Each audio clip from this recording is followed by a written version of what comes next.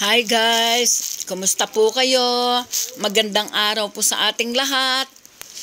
Ang isineshare kong video sa inyo ay kuha dito sa Binibining La Paz 2024. Siya po ang candidate number 18 from Barangay Rizal. Siya si Alexia Kylie M. Mendoza. Ang ginawa po niya ay interpretative dance, Anak ng Pasig. Vinoice over ko po ito dahil po sana CPR po ang melody, yon. Yun po ang nabasa ko po.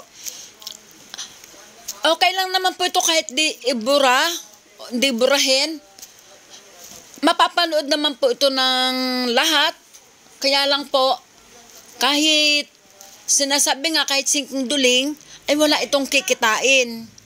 Barya-barya lang po ang ating kinikita rito. Ngunit unabis na wala itong kikitain. Kung sa bagay naman po kasi, hindi naman nga naman po atin yung tugtog na yan. Natural po na sila ay mag-claim or ma-CPR ako.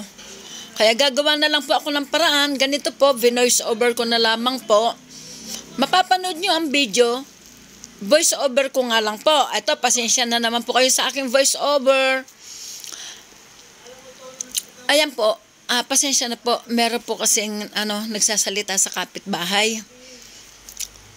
Ang po nito, kaysa sa i-delete ko ang video, ang ginagawa ko po, nilalagay ko po sa short video.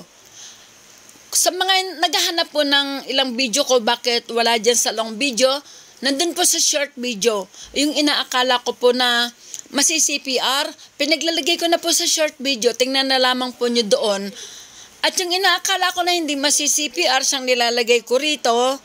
At kasi nga, itong number 18 Rizal ay best in talent, kaya ayaw ko po sana siyang gawing short video.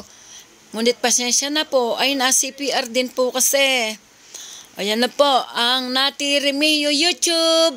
Pasensya na po kung hindi nyo ito marinig na original sound po. Paalam.